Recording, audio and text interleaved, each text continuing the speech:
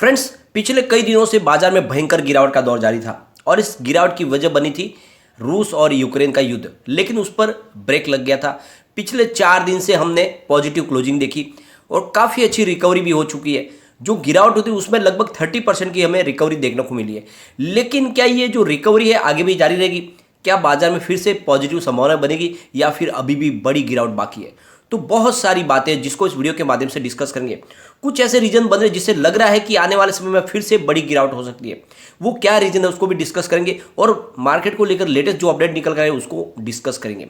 और कुछ ऐसे स्टॉक जिनमें दाव लगाया जा सकता है, ब्रोकरेज हाउस की तरफ उनके टारगेट दिए जा रहे हैं, तो उन स्टॉक में आप भी निवेश करके अच्छा खासा पैसा कमा सकते हैं, उसको भी डिस्कस करेंगे। साथ में गोल्ड की प्राइस की क्या सिचुएशन है और क्रूड ऑयल और डॉलर के सामने रुपीज़ की प्राइस, ये चीज़ें देखनी आपको ज़्यादा जरूरी है क्योंकि इसकी वजह से ही बाजार के सेंटीमेंट हमें पता चलते हैं कि अप होंगे कि डाउन होंगे। तो सारी बातों को जानेंगे इस वीडियो के माध्यम से और क्या स्ट्रेटेजी हम सेट कर सकते हैं कल के लिए।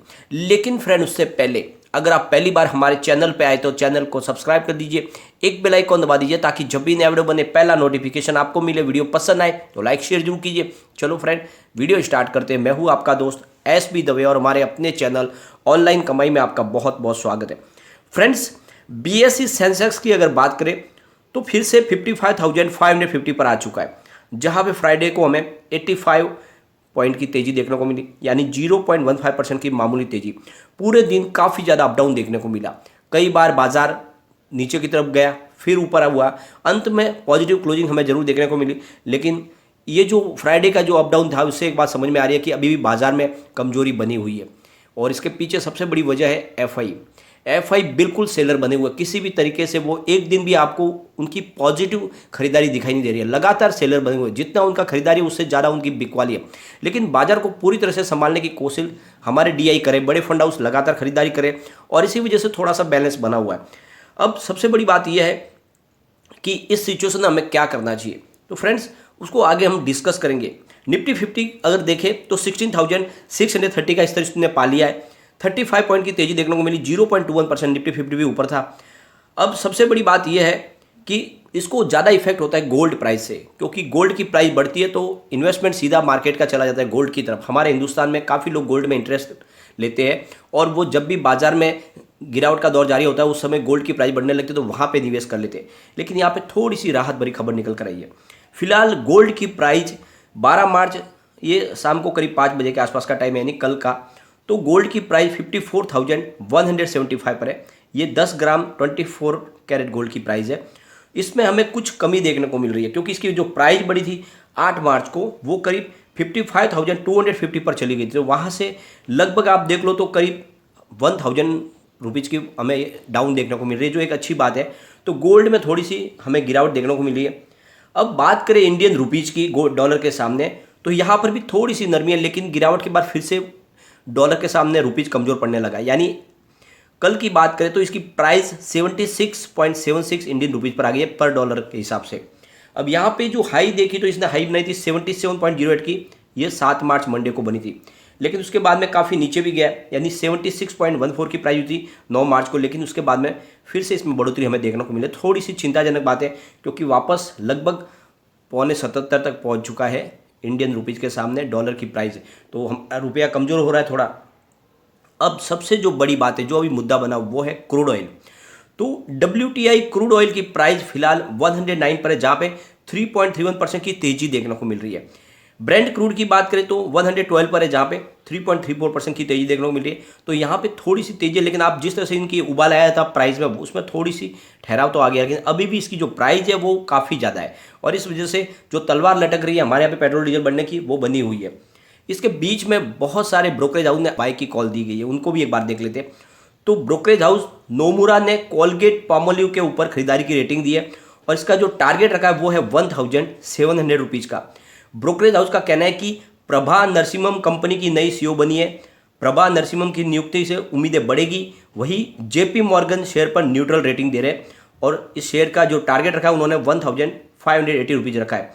ब्रोकरेज हाउस का कहना है कि इस नई अपॉइंटमेंट से ओरल केयर बिजनेस में रेवेन्यू बढ़ने का फोकस रहेगा। तो ऐसे में कोलगेट पे आप निवेश के बारे में सोच सकते हैं।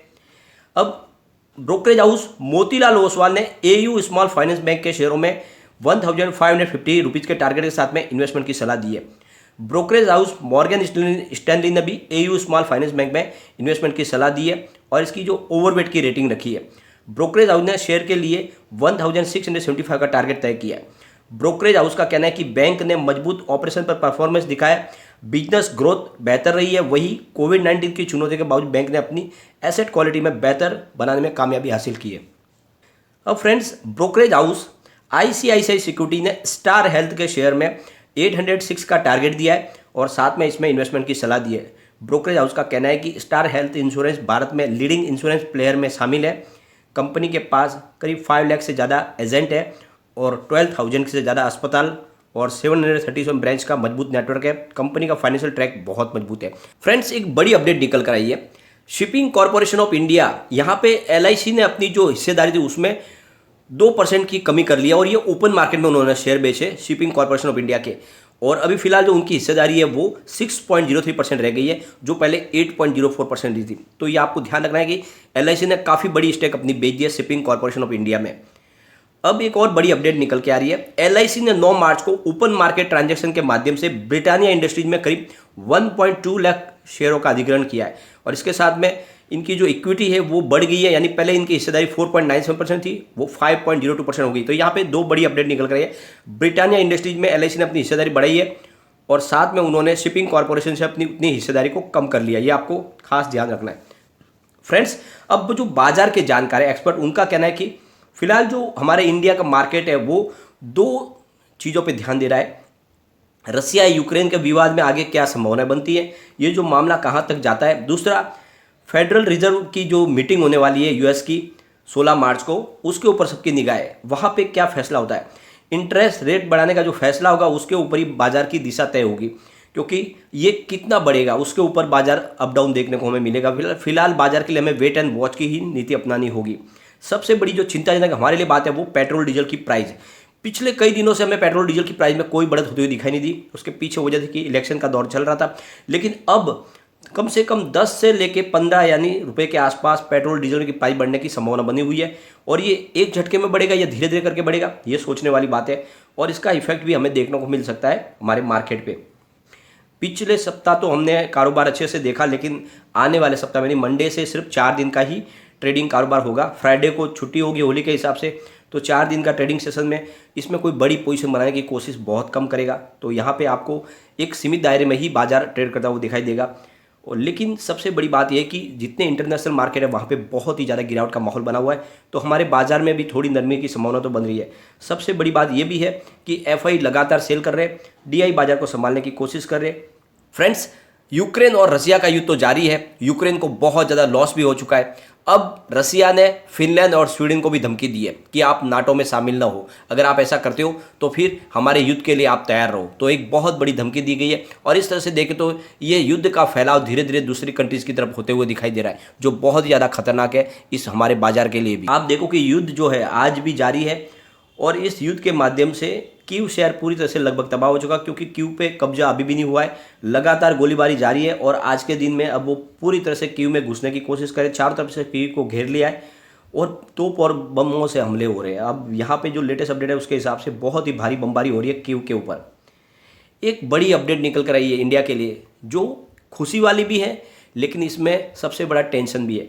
यानी जिस तरह से पेट्रोल डीजल की प्राइस बहुत तेज़ी से बढ़ी है, ऐसे में रूस ने इंडिया को एक ऑफर दिया है। रूस ने इंडिया से कहा है कि आप मेरे से पेट्रोल डीजल खरीद लें और इसकी जो प्राइस होगी वो जो बाजार भाव है उससे भी मैं 30 से 40% आपको डिस्काउंट दूंगा। अगर ऐसा हो जाता है तो इंडिया के लिए बहुत बड़ी प्रॉब्लम सॉल्व हो सकती है, यानी इंडिया को बहुत ही सस्ता पेट्रोल डीजल मिल सकता है। लेकिन चिंता की बात यह कि अगर रूस से इंडिया पेट्रोल डीजल लेगा तो जितने यूरोप कंट्रीज है वो हमारे दुश्मन बन जाएंगे। इसलिए इंडिया ने अपनी न्यूट्रल पोजीशन बनाई हो, तो ऐसे में रूस के ऑफर को इंडिया नहीं मानेगा, लेकिन लुभावना ऑफर जरूर है। एक एचडीएफसी बैंक के ऊपर जो प्रतिबंध लगे थे 2020 में, कुछ तकनीकी गड़बड़ियाँ हुई थी और इस वजह से उनके क्रेडिट कार्ड इशू करने के ऊपर उनको रोक लगा दी थी, उसको अब हटा दिया गया है। तो आरबीआई ने उनके ऊपर से बिल्कुल रोक हटा दिया। अब वो किसी भी तरह के हर तरह के कार्ड लॉन्च कर पाएंगे, तो बड़ी खुशखबरी है एचडीएफसी बैंक के लिए। हमारी फाइनेंस मिनिस्टर निर्मला सीतारमण, उन्होंने कहा है कि हमारी जो डिजिटल इकोनॉमी है वो 2030 तक 800 अरब डॉलर तक पहुंच जाएगी, यानी 62 लाख करोड़ तक पहुंच जाएगी। उनका कहना है कि आने वाले समय में हमारी डिजिटल इकोनॉमी बहुत तेज़ी से ग्रो करेगी। और इसके पीछे वजह बताइए कि करीब देश में 6300 से ज़्यादा फिनटेक कंपनियां अभी काम कर रही है, जिनमें से 28 जो निवेश है वो टेक्नोलॉजी सेक्टर में है, 27% पेमेंट सेक्टर में है, 16% लैंडिंग में, 9% बैंकिंग बेसिक इंफ्रास्ट्रक्चर सेक्टर में, और जबकि दूसरे में 20%। तो इस तरह से बहुत सारी जो कंपनियां हैं वो डिजिटल युग की ये जो कंपनियां इंडिया के कारोबार को आगे बढ़ा रही है, और इस वजह से आने वाले समय में फिनटेक इंडस्ट्रीज का जो वैल्यूएशन है वो तेज़ी से बढ़ेगा। तो आने वाले समय में हिंदुस्तान का जो भविष्य है उज्जवल हो सकता है। तो ये बड़ी खुशखबरी दी गई है कि बाजार के लिए अभी फिलहाल पॉजिटिव बातें जो निकल के आ रही है वो ये है कि इंडियन इलेक्शन शांति से पड़ चुके हैं और इन इलेक्शन के बाद में पॉजिटिव माहौल बना हुआ है। लेकिन अभी जो तलवार लटक रही है वो 2-3 है। एक तरफ तो यूएस फेडरल की मीटिंग आनी बाकी है, दूसरी तरफ पेट्रोल डीजल की प्राइस बढ़ने की संभावना, और रूस और यूक्रेन का युद्ध जो लगातार जारी है, इस वजह से बाजार में हमें बड़ी तेज़ी होने की संभावना तो कम दिख रही है, लेकिन पॉजिटिव सीमित दायरे में बाजार रह सकता है। तो इसमें कुछ क्वालिटी स्टॉक में दाव लगाना चाहिए, जो मैंने आपको सजेस्ट भी किए जो ब्रोकरेज हाउस की तरफ से। तो बड़े ऐसे स्टॉक में आप निवेश करें और लिमिटेड मात्रा में करें, एक साथ ना करें। हो सकता है बाजार में फिर गिरावट हो तो निचले लेवल से खरीदारी करके अपने एवरेज को आप इक्वल कर सकते हैं, नीचे ला सकते हैं। लेकिन फ्रेंड, कोई भी इन्वेस्टमेंट करने से पहले अपने फाइनेंशियल एडवाइजर से एडवाइस ले ले या अपना खुद का रिसर्च करें, क्योंकि मैंने वीडियो आपके एजुकेशनल पर्पज के लिए ही बनाया। वीडियो पसंद आए तो लाइक शेयर कीजिए और चैनल को सब्सक्राइब कर दीजिए। Thank you.